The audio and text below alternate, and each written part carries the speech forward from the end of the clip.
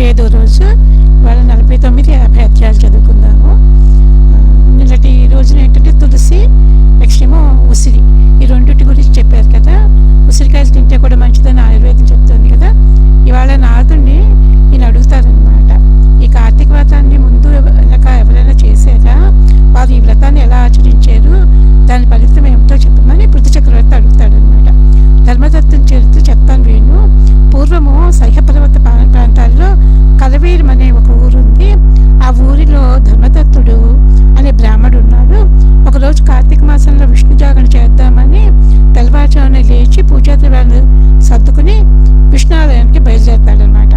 అదేంటంటే ఒక దూరంగా ఉంటుంది. మార్గమధ్యంలో కలహ అనే రాక్షసి అతనికి కనిపించింది. భయంకరంగా ఉంది, చాలా భయంకరంగా ఉంది. దాన్ని చూడగానే ప్రాణాలు పైన పోయాయి అనమాట. చాలా భయపడిపోయి నారాయణ మంత్రం చదువుతూ చేతిలోని కమండలంలో ఉదకం తులసి జలాలు ఉంటే ఆవిడ మీదకి వేస్తాడనమాట. వేసేసరికి ఆ జలం తగలంగానే ఆవిడ మంచి అందమైన యువతిలాగా మారిపోతుంది అనమాట. అందులో జ్ఞానసిద్ధి కూడా కలుగుతుందన్నమాట. అప్పుడు ఆవిడ కథ ఇలా వినిపిస్తుంది అనమాట. నేను చాలా గయ్యాళిని, నా భర్త ఆజ్ఞను ఎప్పుడు కూడా వినేదాన్ని కాదు, ఎప్పుడు కూడా అతన్ని ఏడిపిస్తూ ఉండేదాన్ని.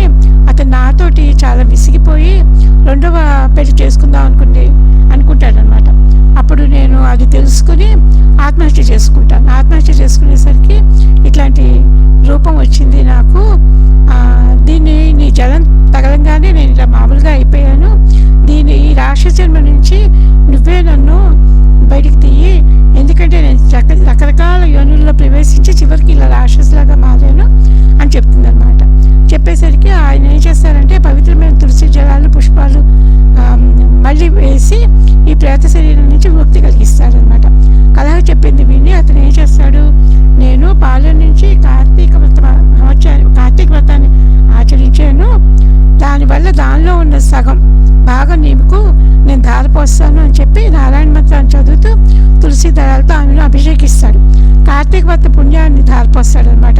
విష్ణుదూతలు వచ్చి ఆవిడ్ని విష్ణులోకానికి రథం ఎక్కించి తీసుకెళ్ళిపోతారు అనమాట. విష్ణుదూతలు ఈయనతో అంటారు, నువ్వు కార్తీక వ్రత ధారపోసావు కాబట్టి నీకు ఈ పుణ్యం కలిగింది, నువ్వు సూర్యవంశంలో జన్మించి దశరథ మహారాజుగా వస్తావు, ఈ కలహ అనే ఆవిడ నీకు కైకేయి కింద పుడుతుంది, కాకేయి కింద భార్య కింద వస్తుంది అని వచ్చే జన్మ గురించి అంతా కూడా వీళ్ళు చెప్తారనమాట. ఇదండి వాటి కథ. రేపు మళ్ళీ చెప్పుకుందాము.